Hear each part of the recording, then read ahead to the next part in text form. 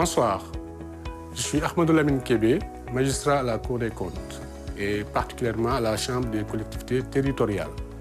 Je suis là pour vous en tenir dans le cadre de la Minute du PACASEN du rôle de la Cour des comptes dans le programme d'appui aux communes et agglomérations du Sénégal, PACASEN. Le PACASEN, c'est un programme qui alloue des ressources supplémentaires aux collectivités territoriales. Et ces ressources sont fondées sur l'atteinte de certains objectifs. Dans ce cadre, le fonds d'équipement des collectivités territoriales a été réformé et un guichet performance a été créé, maintenant avec 2 niveaux. Il y a un premier niveau où les objectifs sont appelés conditions minimales obligatoires. Et cela s'applique à toutes les collectivités territoriales bénéficiaires du PACASEN qui postulent à ce moment-là au financement. Il faut rappeler qu'il y a 123 collectivités territoriales bénéficiaires. Le deuxième niveau, c'est le guichet dénommé, ou bien les objectifs qui sont dénommés indicateurs de performance. Les indicateurs de performance ne concernent que les 19 collectivités territoriales les plus grandes du programme. Il s'agit notamment des villes chefs-lieux de région et d'un certain nombre d'autres villes du Sénégal. La Cour des comptes, donc son rôle, est de se charger de l'évaluation de performance. Il faut dire que pour cela, le volume 2 du manuel d'opération du PACASEN est consacré à la méthodologie justement de cette évaluation. Comment cela se passe? C'est un audit d'attestation. Cela veut dire quoi?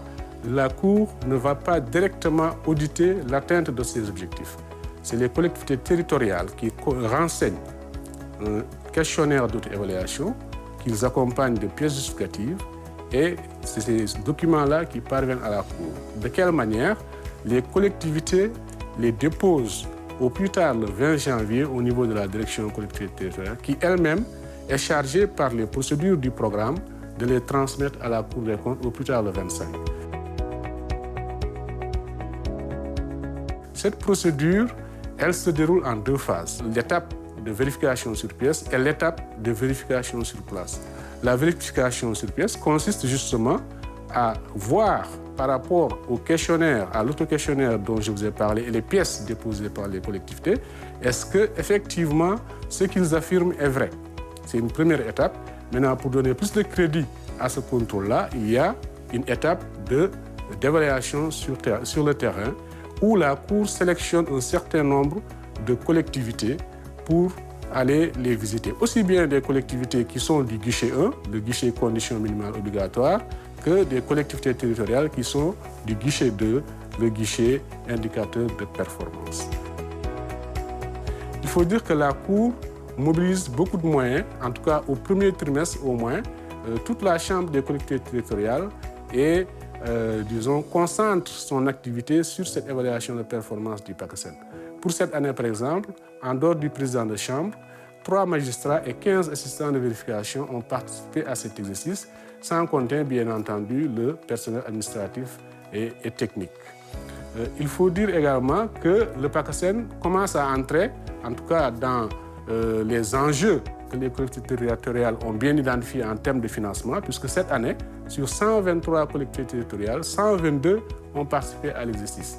Et les résultats également s'améliore, puisqu'on peut noter que cette année, 110 collectivités territoriales ont atteint les objectifs du premier guichet, les conditions minimales obligatoires. Sur 123, 122 ont participé et 110 ont atteint les 8 conditions minimales obligatoires.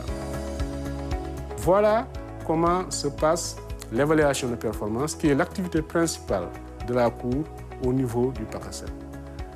On est arrivé au terme de cette édition de la Minute du PACASEN. Je vous remercie de votre attention et bonsoir.